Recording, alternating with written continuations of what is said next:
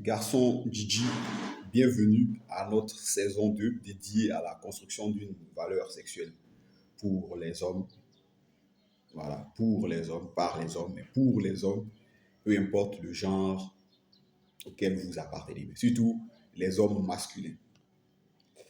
Alors, le sujet qui nous réunit aujourd'hui, nous sommes dans notre série dédiée aux crypto-monnaies, vivre et survivre de la crypto-monnaie. Et le sujet que nous avons en cette journée-là est les NFT. Les NFT sont une autre forme de crypto-monnaie. Que signifie? Je n'ai pas dit NST ni MST. Je dis NFT. NFT pour être à jour dans l'acronyme anglo-saxon ou anglophone. Les NFT, il faut comprendre que l'abréviation NFT est faite pour les non-fungible tokens. C'est-à-dire les NFT sont des crypto-monnaies, mais c'est une crypto-monnaie qui est une preuve matérielle du droit ou bien du niveau de propriété que vous avez sur un bien. C'est-à-dire concrètement, les NFT sont la numérisation, parce que ce terme-là, je ne l'aime pas trop, la digitalisation des biens matériels.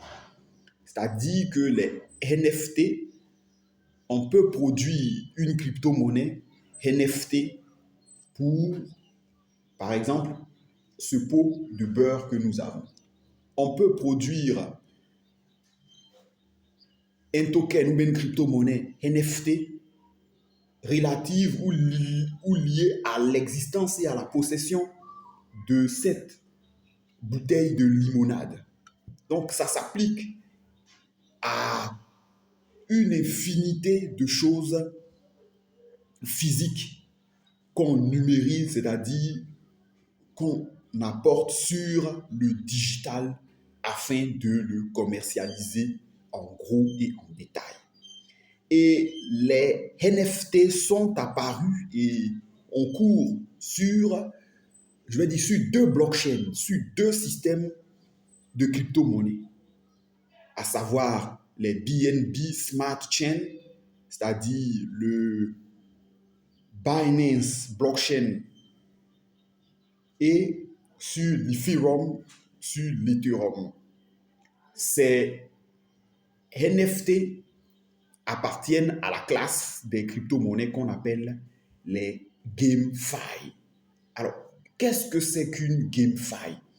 Une GameFi est quelque chose qui lie l'utile à l'agréable, pour faire plus simple, pour utiliser cette périphrase. Ou également, qui, pour reprendre les termes anglophones, qui font du money over pleasure. Ça signifie quoi concrètement? Que recouvre la notion de money over pleasure? C'est-à-dire, sur le GameFi vous permet de lier l'ivresse de l'enrichissement ou bien l'excitation de l'enrichissement à l'ivresse du jeu. Beaucoup qui ont une morale religieuse assez acceptent, vont dire mais c'est démoniaque. Comment on peut lier la richesse, c'est-à-dire la cupidité, au jeu qui est également un vice. Donc, c'est-à-dire dans un univers vicieux. Les NFT game ou bien la GameFi ou bien les NFT appliqués au game, c'est-à-dire au jeu, sont des crypto-monnaies ou bien sont la digitalisation ou bien sont les digitalisations des personnages qu'on utilise dans les jeux, des pouvoirs qu'on utilise pour débloquer ou bien pour se propulser, pour booster sa progression dans le jeu, les potions magiques et autres. Donc, les NFT, c'est la représentation numérique ou numérisée de votre propriété ou de l'accession à la jouissance d'un bien dans le monde de la crypto-monnaie.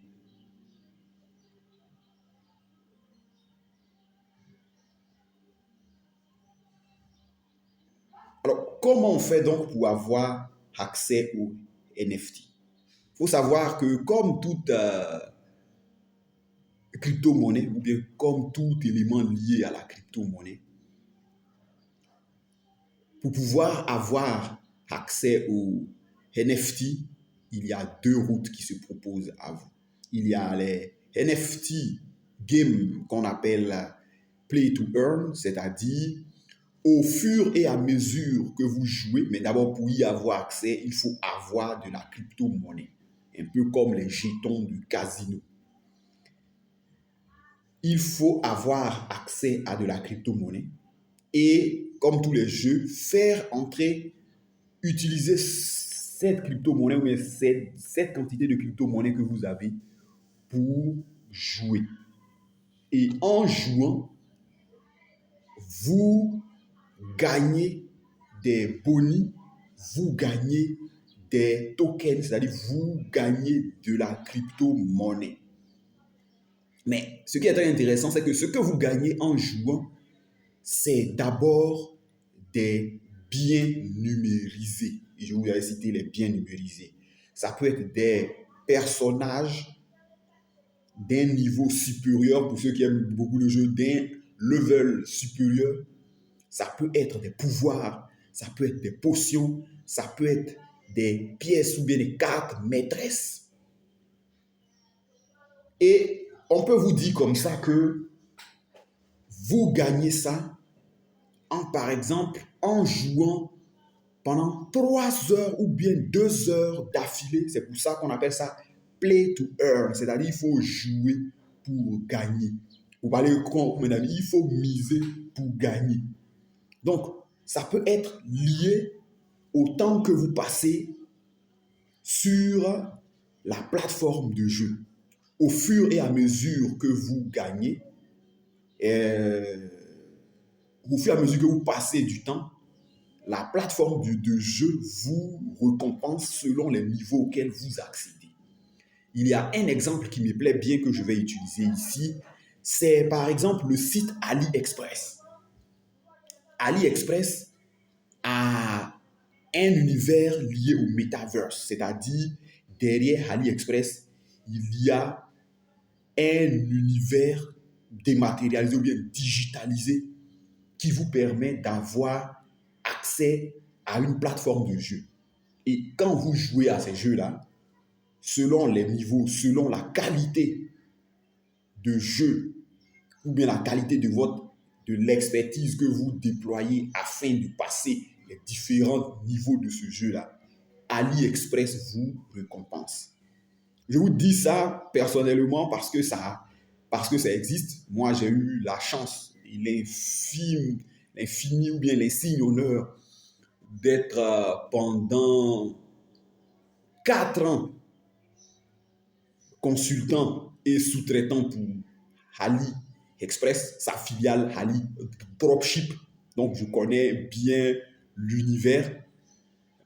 Et sur AliExpress, d'abord, vous, en tant que possesseur d'un compte pour faire vos achats sur AliExpress, AliExpress vous permet de jouer à un jeu qui est dans le métaverse. Au fur et à mesure que vous débloquez les niveaux, AliExpress vous verse des jetons qui, sur le champ, ne représentent pas de l'argent, mais qui vous permettent, à l'intérieur du jeu, selon les difficultés que vous croisez, parce qu'également, en gagnant ou bien en débloquant les niveaux selon la qualité du jeu, AliExpress vous permet d'avoir des éléments passe-partout, c'est-à-dire d'avoir des pouvoirs. Ce jeu-là, ma fille est fanat de ça. Bon, elle joue sans connaître l'en soi, c'est-à-dire la vraie nature du jeu. Ce qui me plaît, c'est Ce sont les personnages, le fait d'acquérir des pouvoirs, des personnages d'un autre niveau, mais qu'on peut appeler en renfort pour venir utiliser ces pouvoirs. Voilà. Et donc, vous permet d'avoir des pouvoirs et d'avoir des jetons, de la crypto-monnaie. Après avoir fini de jouer à ce jeu-là, le soir ou bien dans les heures qui suivent, vous recevez, si vous avez activé des notifications pop-up sur votre téléphone mobile, vous recevez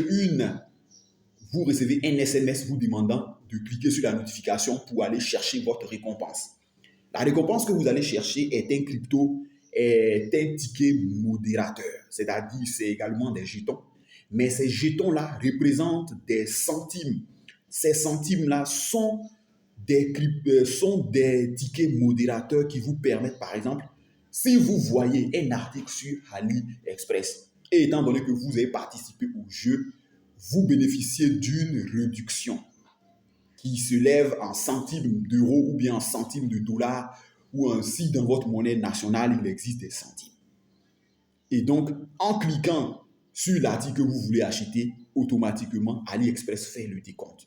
Donc, voici un cas pratique, malléable, palpable du play to earn. C'est-à-dire, sur la plateforme de crypto-monnaie, vous jouez à votre jeu en ayant utilisé d'abord des tokens qui vous donnent accès à la plateforme de jeu.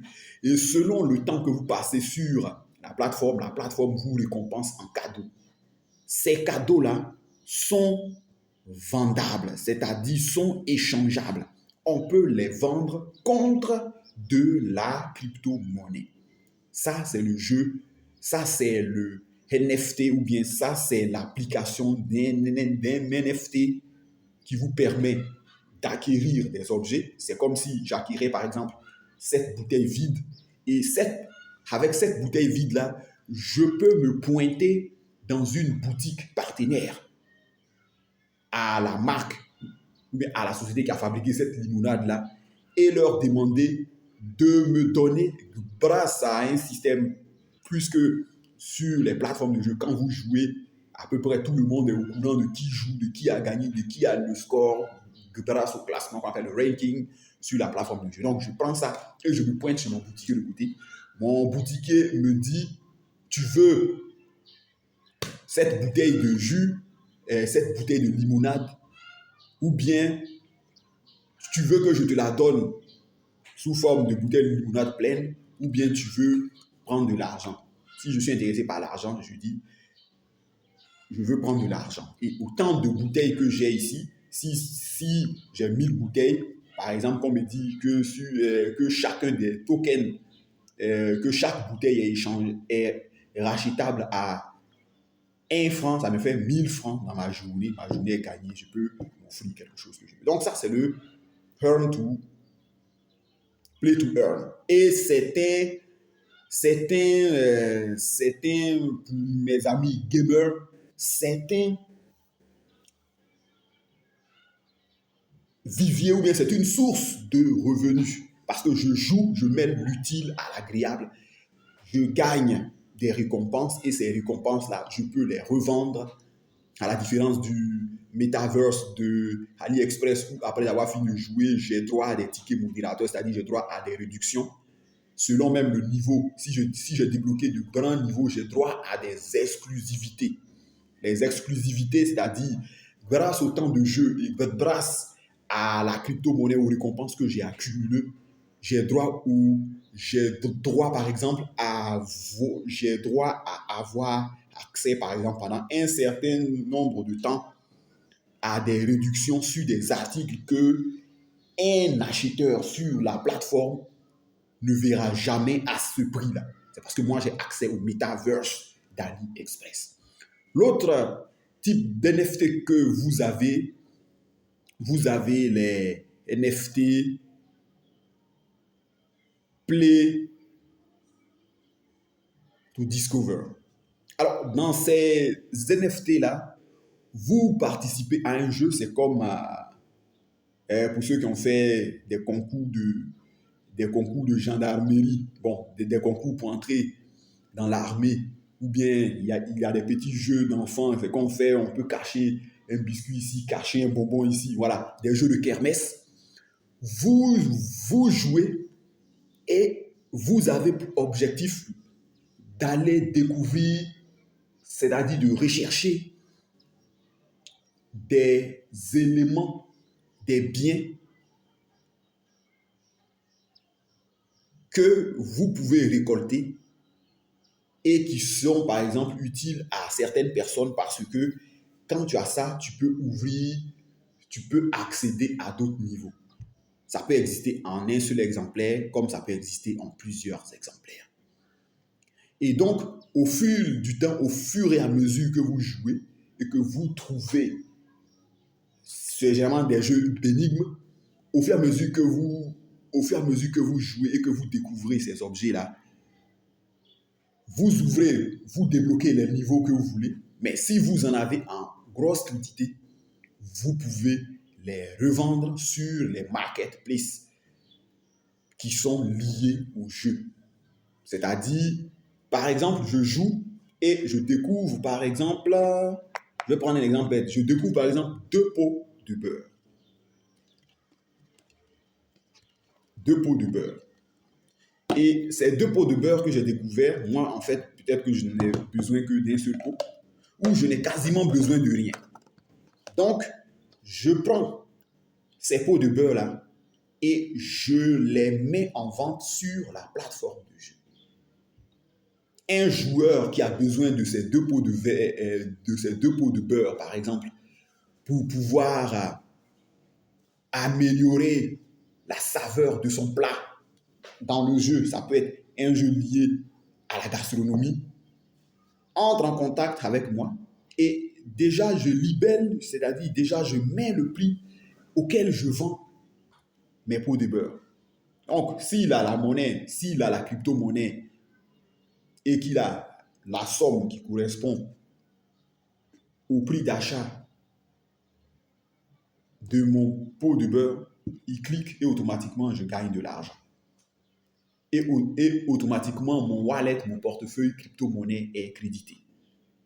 Alors, la plupart de ces NFT-là sont des... Je vous avais dit que ce sont, pour la plupart, c'est la numérisation, c'est la dématérialisation d'objets dans le monde physique qu'on peut gagner sur le méta, c'est-à-dire dans la métaverse. Et donc, la plupart de ces jeux-là sont généralement développés surtout en Asie du Sud-Est. Pour avoir eu, je vous avais expliqué toujours quel truc, qu'est-ce que j'avais eu à faire par rapport au pour avoir eu à visiter un pays, par exemple, comme la Thaïlande. Je sais qu'en Thaïlande, ces jeux-là font un malheur. Il y a des adolescents, comme des jeunes adolescents, qui passent leur journée à jouer à ces jeux-là. Tant des play to earn, c'est-à-dire jouer, passer plus de temps pour gagner des récompenses qu'après ils peuvent revendre à des personnes qui ont besoin de certains éléments qu'eux ils ont eu à gagner pour pouvoir eux-mêmes débloquer des niveaux. Et donc les play to earn sont développés dans toute l'Asie du Sud-Est, comme on a mis dans tous les pays qui sont à gauche de la Chine. Voilà.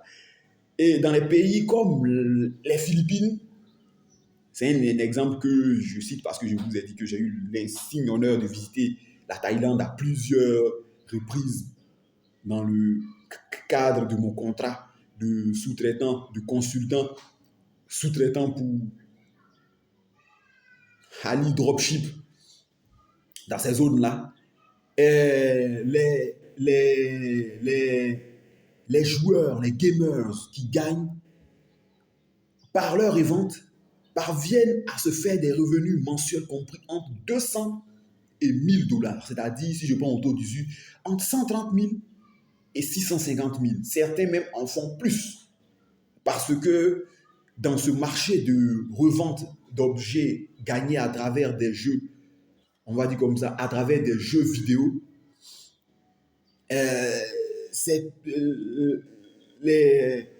l'échange se fait selon la valeur la, la valeur qu'on attribue à l'élément qui est en vente. Parce qu'il y a des échanges de gré à gré et il y a des échanges qui sont régulés. C'est-à-dire qu'il y a des échanges où il faut absolument publier le prix de vente de l'objet pour que toute personne ou tout intéressé, en visitant la plateforme et en voyant, procède à l'achat. Voilà. Et il y a deux jeux qui font un malheur. Je ne parle pas que de l'Asie du Sud-Est, voilà, mais également dans le monde, parce que ces jeux-là sont accessibles à tout le monde dans le monde. Voilà, pourvu qu'on ait quelque chose d'abord qui nous permette d'y avoir accès. Je vais parler des Axis Infinity. Les Axis Infinity est un jeu, on va dire, qui lie le combat à l'élevage d'animaux exotiques. Quand je dis d'animaux exotiques, c'est-à-dire ils sont parvenus à numériser, à dématérialiser, et ils sont parvenus à numériser, à dématérialiser des animaux que nous avons là-bas, que nous avons ici. Et donc, dans ce métaverse-là, vous pouvez démarrer votre jeu en achetant un certain nombre d'animaux, c'est-à-dire en bas âge, on va dire, à l'état de nourrisson comme à l'état adulte. Et avec ces animaux-là, vous pouvez développer votre game. Et ici, développer votre game, ce n'est pas dans le sens de développer votre sens de la séduction, mais vos jeux de séduction. C'est débloquer vite des niveaux. Et quand vous débloquez vite ces niveaux-là, vous avez la possibilité, puisque vous jouez, je parle surtout dans les jeux play to win, c'est-à-dire dans le jeu d'énigmes, dans le métaverse, on vous met dans une pièce et on vous dit de découvrir les éléments qui vous permettent par exemple de sortir de cette pièce-là. Vous pouvez donc découvrir des clés, des pieds de biche, des portes, des fenêtres, des fauteuils, tout ça. Donc, sur Hexis, qui est un jeu qui est lié au combat, mais également à l'élevage, vous élevez des animaux. Et vous allez avoir à élever, par exemple, un surplus d'animaux. Le surplus d'animaux que vous avez eu à élever, vous pouvez les mettre sur le marché. Alors, ces deux jeux que j'ai expliqués qui sont liés aux plateformes BNB Smart Chain et à la plateforme ou dApps de Ethereum fonctionnent avec ce que je vous ai expliqué plus haut dans certaines vidéos que vous pouvez trouver en haut, bien sûr, les côtés, ou bien en vous abonnant à la chaîne. C'est pour ça qu'il faut s'abonner à la chaîne. Il ne faut pas que se contenter de mettre des pouces bleus. Ces animaux que vous élevez, donc, vous permettent d'avoir, avec les surplus d'animaux, vous pouvez donc les échanger. Vous pouvez donc les mettre en vente. Et ces systèmes-là fonctionnent grâce, je vous l'avais déjà dit plus tôt, grâce au smart contract, c'est-à-dire aux contrats intelligents, qui sont des contrats automatisés, grâce à des codes déjà écrits dans l'ADN ou bien dans le système cryptographique, dans le cryptogramme du jeu.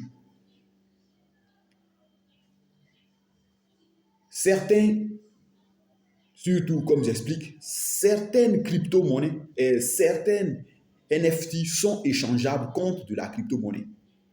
Ça, c'est ceux qui fonctionnent avec le ERC20, mais le ERC20 pour les francophones, et le BP ou le BEP20 ou le BEP20. C'est-à-dire avec des smart contracts, c'est-à-dire avec des réglages déjà de base qui permettent d'échanger ça contre de la crypto-monnaie. Vous avez donc la possibilité de réclamer de la crypto-monnaie contre l'échange de votre jeu. Et certains, tels que dans les jeux play to win, c'est-à-dire jouer pour découvrir, qu'on appelle des jeux d'énigmes où vous récoltez des éléments, vous pouvez échanger uniquement dans certains jeux, vous ne pouvez uniquement échanger que l'objet que vous avez découvert contre un objet de plus grande valeur. Donc là-bas, c'est plus du troc. Mais, surprise et plus intéressant, c'est qu'en back-office, en back-end, étant donné que c'est décentralisé, vous pouvez revendre votre jeu contre soit de la crypto-monnaie ou contre de l'argent en espèces. Je vous ai parlé de pourquoi c'est développé en Asie du Sud-Est. C'est pour cela. Donc, dans le Axie Infinity, vous avez plusieurs éléments. Il y a certains qui ne sont échangeables sur la plateforme que pour un objet supérieur, c'est-à-dire donc du troc. Je peux vous demander, par exemple, de me donner 3 bouteilles de limonade pour un seul pot de beurre, ou vous demandez un gros pack de limonade contre un seul pot de beurre. Et selon la difficulté ou bien selon le besoin de celui du demandeur, celui-ci me le donne ou ne me le donne pas. Également, comme expliqué, en dehors de ça, vous avez votre téléphone mobile, votre ordinateur, l'individu vient chez vous, je dis, bon, tu me payes ça et je te permets de minorer, c'est-à-dire je vais changer les termes d'échange et tu pourras me donner un petit objet, mais ici, dans le monde physique, tu pourras compenser avec de l'argent solide. L'autre qui arrive, c'est le Sorare. C'est un jeu également dédié au sport. C'est-à-dire, vous constituez une ligue, vous constituez un jeu, vous acquérez soit des cartes de joueurs, de footballeurs, de baseballeurs, de n'importe quel jeu, et vous jouez avec votre équipe. Mais vous acquérez au fil de vos victoires, bien avec vos défaites, vous avez la possibilité de recruter des joueurs. Sauf que ce recrutement de joueurs-là, puisque le jeu ne se déroule qu'à travers les cartes, ça reprend le principe. Il y a un jeu qui a cartonné que je ne veux pas citer ici, mais ceux qui connaissent, par exemple, je vais vous prendre un exemple concret pour être plus simple pour ceux qui aiment les choses terre à terre.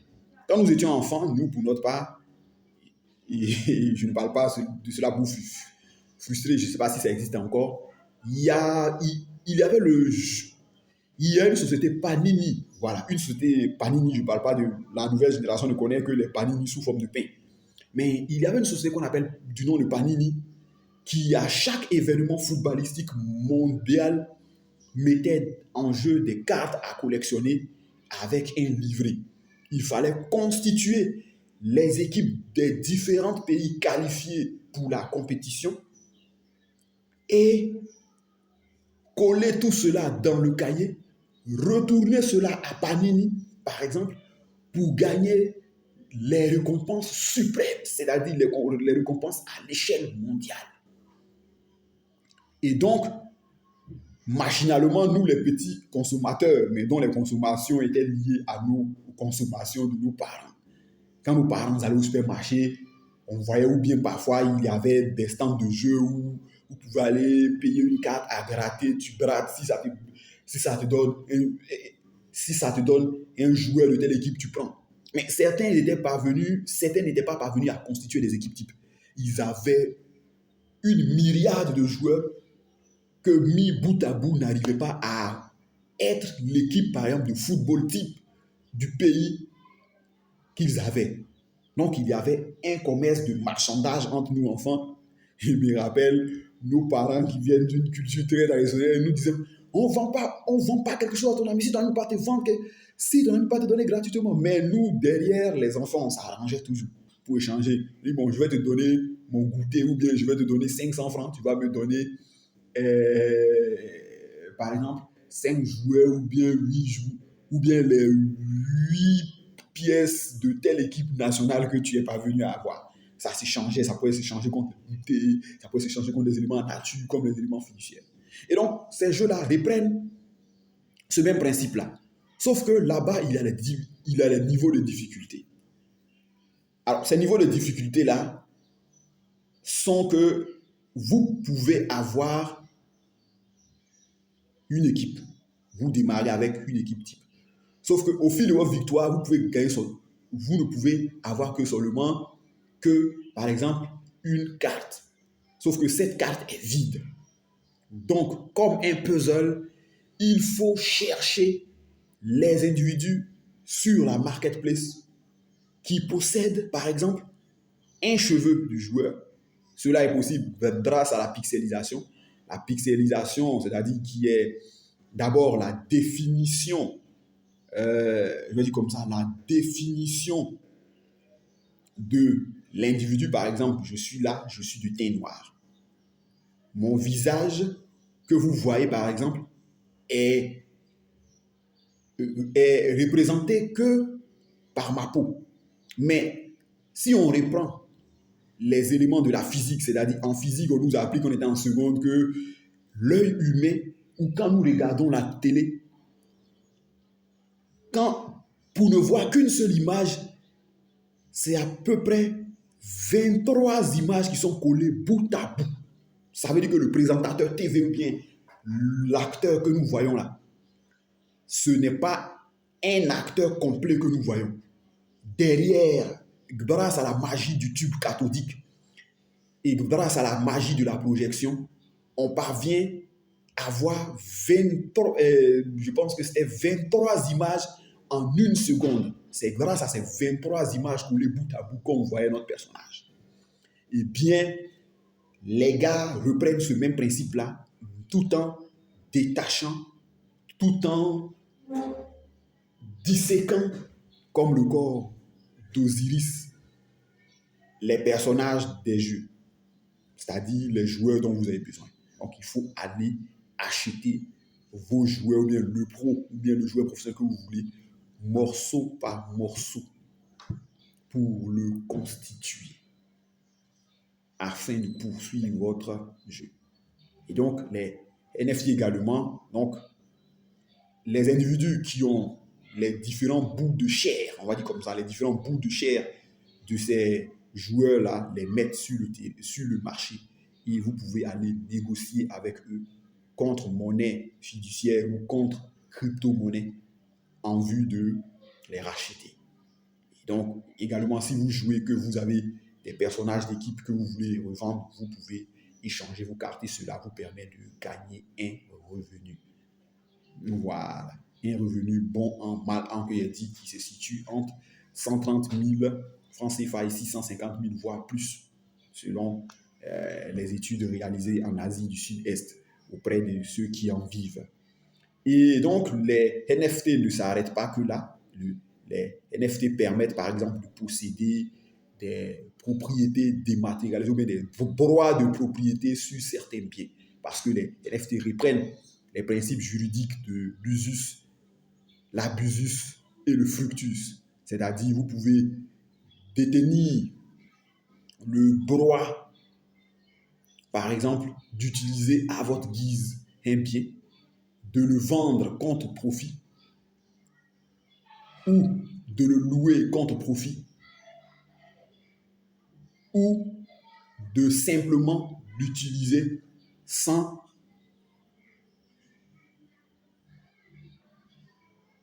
l'utiliser à votre guise ou sans devoir le vendre ou le louer. Donc, les NFT sont un élément qui, en crypto-monnaie, vous permettent également de vous générer un revenu. J'espère n'avoir pas été long. Vous pouvez regarder plusieurs fois la vidéo pour appréhender que désormais, tout en jouant, vous pouvez avoir des revenus. Cela sans devoir être un grand gamer grâce à la décentralisation qu'engendre ou que génère la crypto-monnaie. N'oubliez pas de vous abonner à la chaîne, d'activer les cloches de notification. On se retrouve pour une prochaine vidéo.